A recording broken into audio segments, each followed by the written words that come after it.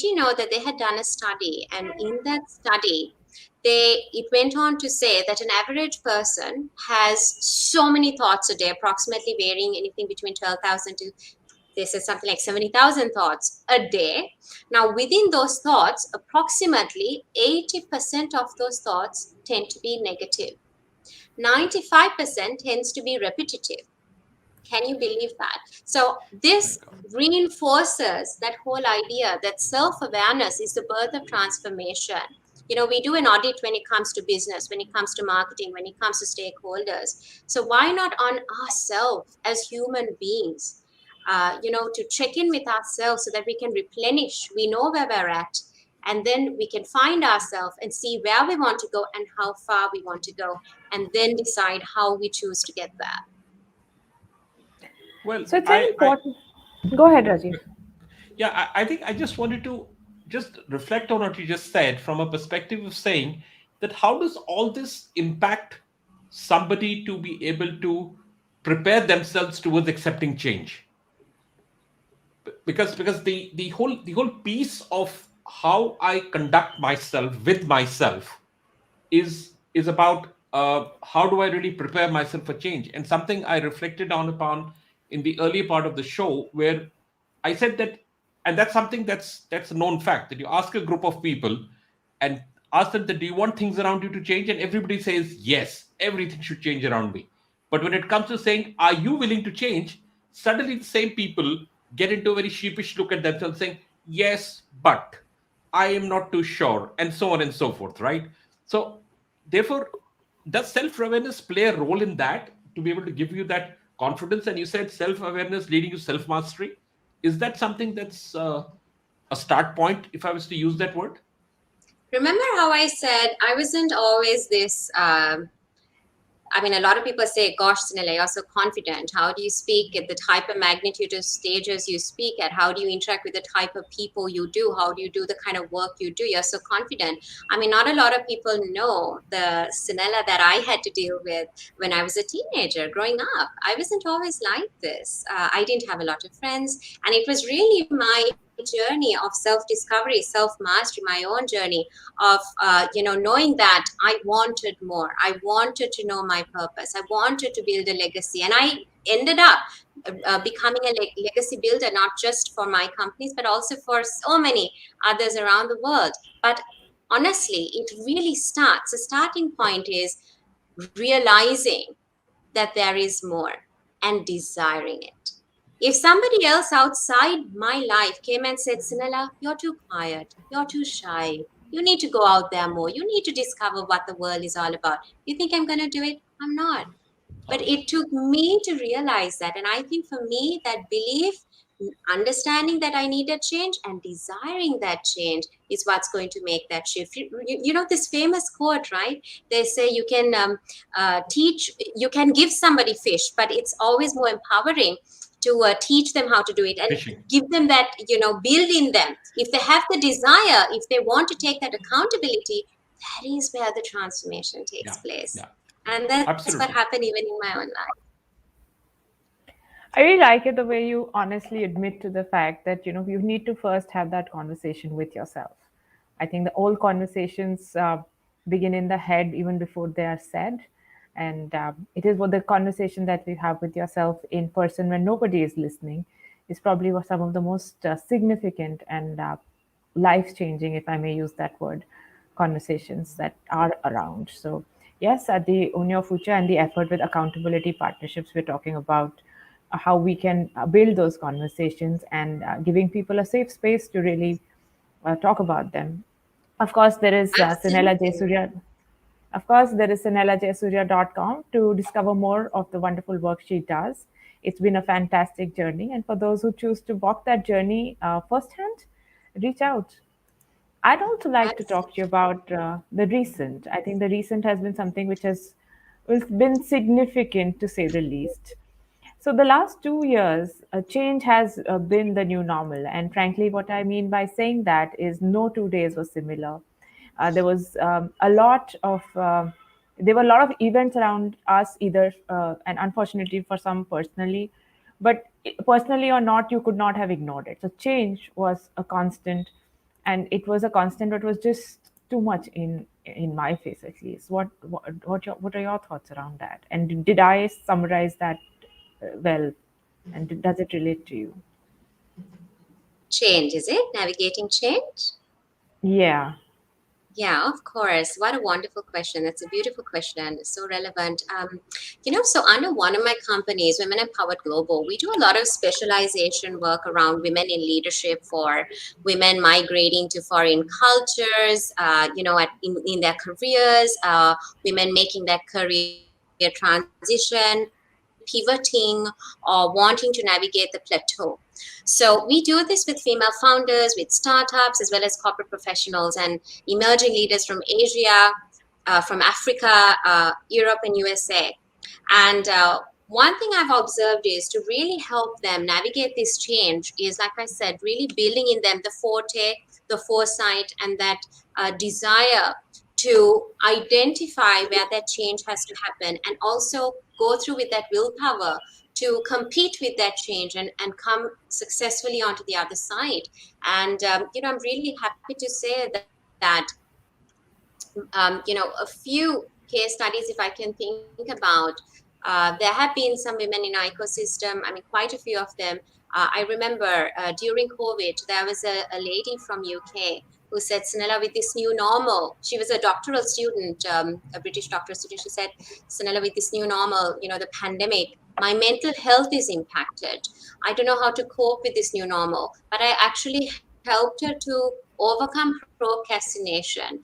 Then there was another lady from US who was an American supply chain specialist, and I actually helped her to go through the whole self awareness and use my coaching framework and really understand the opportunities in the new normal to upgrade her business mindset and model from being just a specialist to now actually building a business and being a CEO.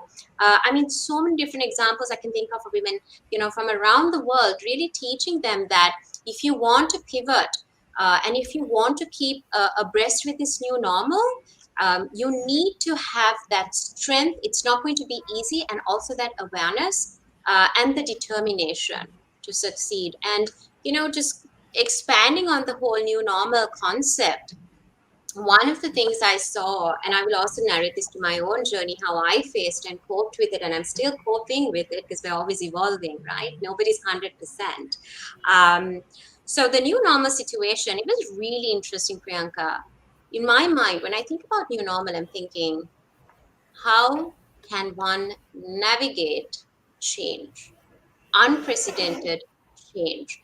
And we saw there was a lot of applied pressure and stress, right, to the individual and the business. But what's unique about this is it's sort of like that analogy, the example of stretching that elastic band. So when the new normal happened, people were trying to define different definitions. Hey, hang on, what is this new normal? Nobody was defining it in the same way. People spoke different language points and experience points. But end of the day, you connect as human beings. And it was so interesting to see that elastic band being stretched. And the minute you release that, you stretch, stretch, stretch, stretch, stretch, and then you release it, and then you see leaders surfacing. You see new talents and strengths, new potential harnessed. So those were some of the upside perks that we get to hear about, with the new normal. And there have been enormous benefits as well. Remote workplaces, flexibility, agility. And I know personally there was a lady that I hired as my executive assistant, whom I didn't even meet in person at my interview, but I hired her purely via video call interviews, and it was brilliant. So there are a lot of perks as well, Priyanka. Yeah, I think that's interesting. You just talked about a hire you did in the new normal and the way that you looked at things. And that gets me to some very fundamental traits of leaders, right? The fact that leaders are known to be adaptable, readers are known to be able to accept ambiguity as a way of life, because that's what makes them uh, ahead of the pack, right? Because they are able to sort of see what others are not able to see, and they're able to navigate through situations, both known and unknown, and lead the pack in a way and manner that probably for the others, it looks like, how is this person really doing it? But when it comes to change, while these are important traits that every leader has, builds capability on, or evolves into, what is it that really influences change that a leader can drive? Because uh, on one side, we say that there are, in fact, I always relate with leaders as two packs of people: one who are true leaders and one who claim to be leaders, right? It's something which is a very unparliamentary way to say that, but that's the reality about it, right? The ones who claim to be leaders are the ones who are trying to sort of get into shoes of people without recognizing what you just spoke about, self-awareness, and really standing up for who they are and becoming what they really are capable of doing. But the question here is that the change process for leaders, what influences that in your own opinion, in your own experience, and what are your thoughts on that? Absolutely. I mean, if I would just answer that, even just looking back introspectively, the first thing that I did running global companies is I asked myself, what is the impact, not just on my companies, but also on myself, my mental health, my physical environment, just my environment as well.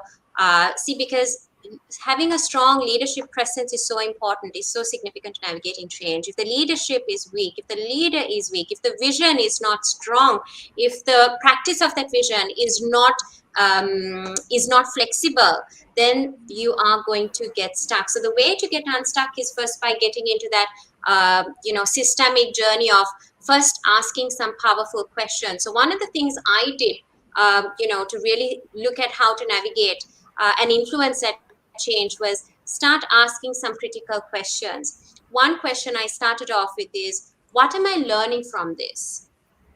Another question I asked is, how can I do better?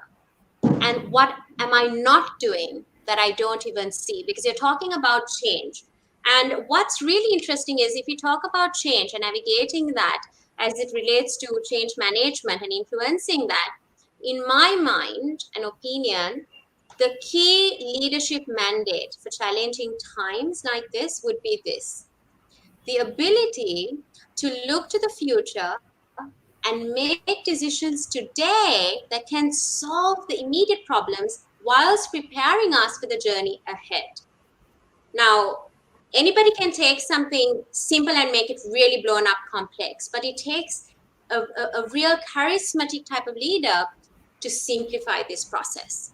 How can one look to the future, make decisions today, solve the immediate problems, and navigate the ship towards the future?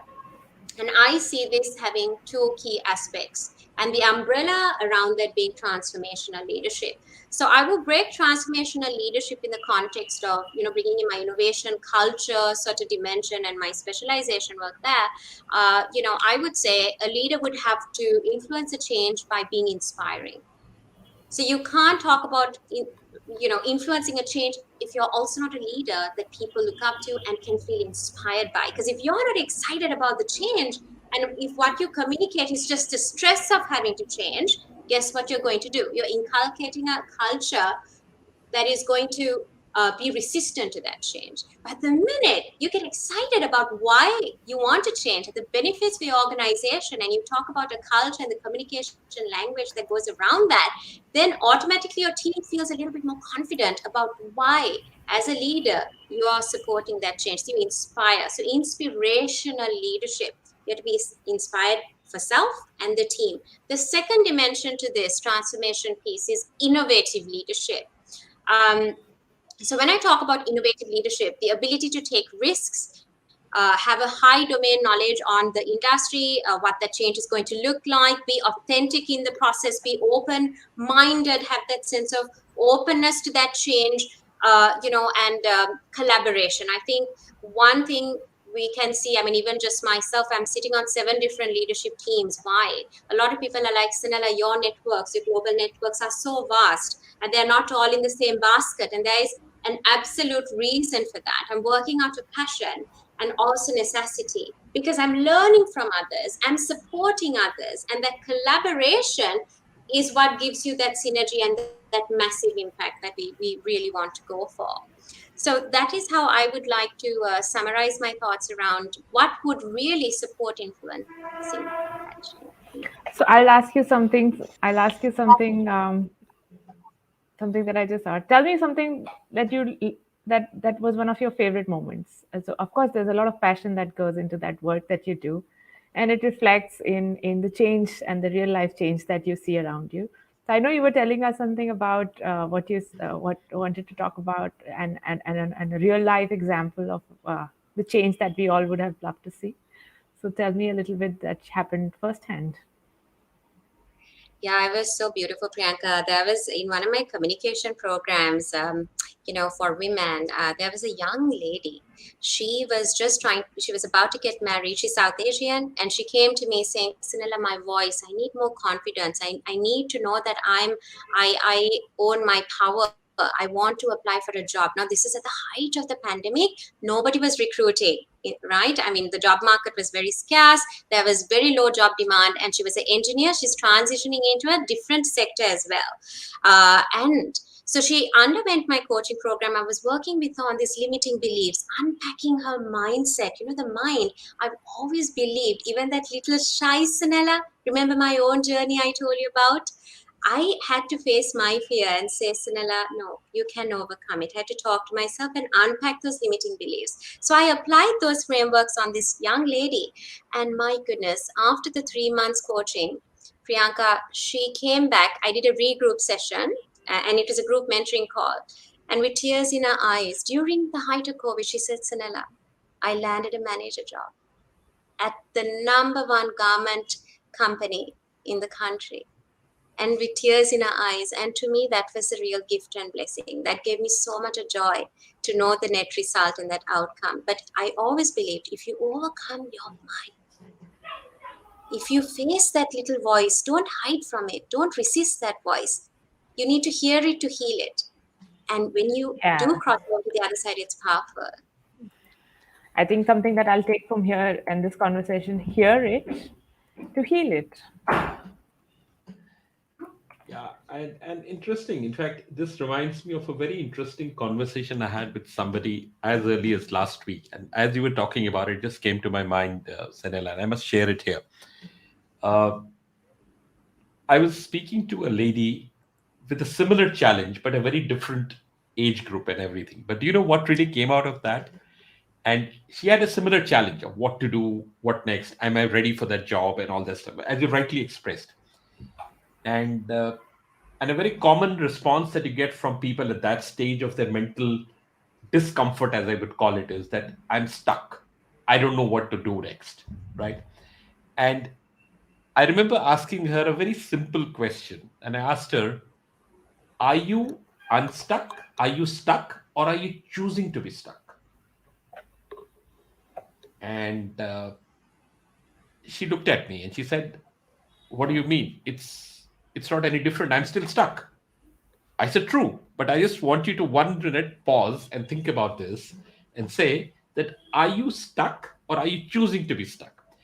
And the closest example that I gave her was that imagine you're driving a car and you get the car into a ditch, right? One is that your car gets into a ditch because of the circumstances. The other is you drive yourself into a ditch. Which one are you? Which stuck are you actually?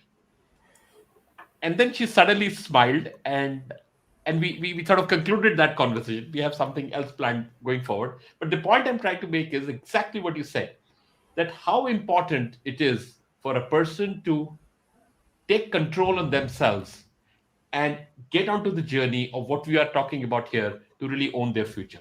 So thanks for that example. Thanks for that sharing that you did. And it's so profound. And these changes and these shifts can only be felt when people truly commit themselves to that willingness to change. And that's what you used also. Thanks for sharing that. I thought I must bring this up. And it just got my mind thinking about this case.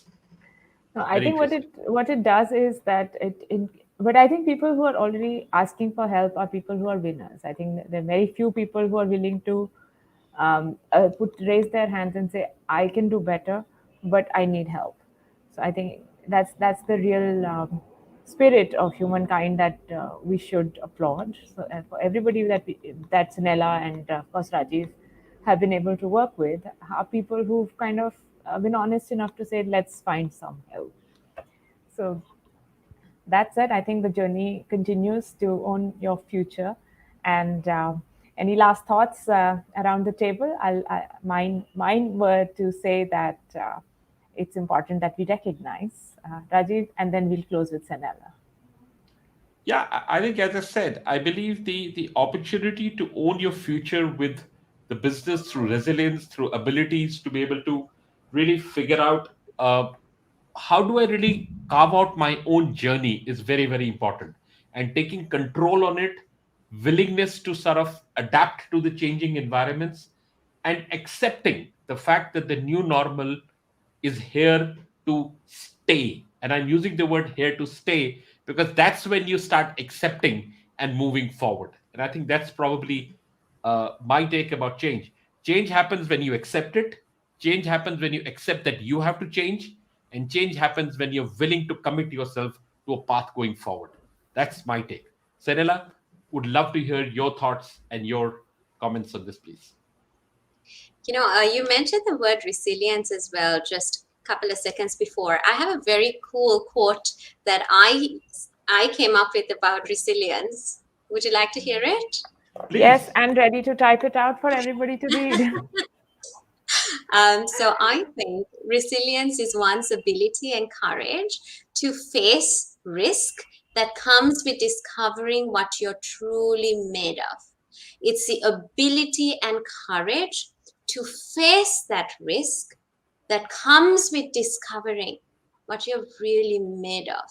And what I share, that's really from my heart, because that has also been very symbiotic with my own journey of transformation as a human being, as a mother, as so many different roles, as a leader, all of that. And there's a very interesting case study. There's a lady in my life who I admire so much, and of course, my mom is takes a primary seat there. Hands down, my mother is. I look up to my mother so much. There's another lady in my life. Now, this lady, she's the founder and MD of a company called Winter in Venice. And during COVID, she expanded so much during the crisis. Her name is Urmila. And she ended up winning multiple accolades during COVID for her growth because she was sensitive and resilient to drive the new normal, pivot the global company, and she basically used the infrastructure. She looked at what are the resources she can use to get on with the change, use the current infrastructure, and repurpose product design.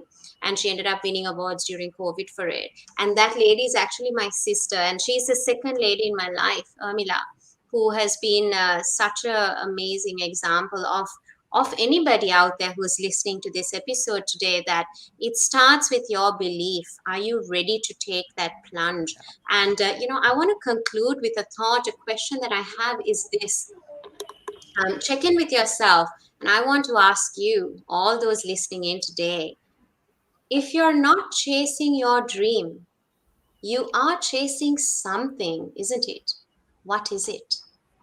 If you're not chasing your dream, what are you chasing then? And I will conclude with that. Back to you. Thank you so much. I think those are wonderful thoughts. It's important that we put them out on the table for somebody who's listening and somebody who's probably grappling with a few questions. Maybe there are answers hidden in this conversation. Otherwise, there's always Senela and of course Rajiv to reach out to. So find us, and find all of us in the connected world. It's become a lot simpler with web presence. And thank you for your time, Rajiv. And in fact, Dr. Rajiv has been so kind to share his wisdom with us, Senela. Thank you so much for the work that you do. Thank you, Senela. Thanks for your time. Really appreciate that. Thanks for your words of Thank you. wisdom. I'll end the Thank you so much broadcast. for having me. Such a wonderful moment to be with both of you. Thank you. Thank you. I'll end the broadcast.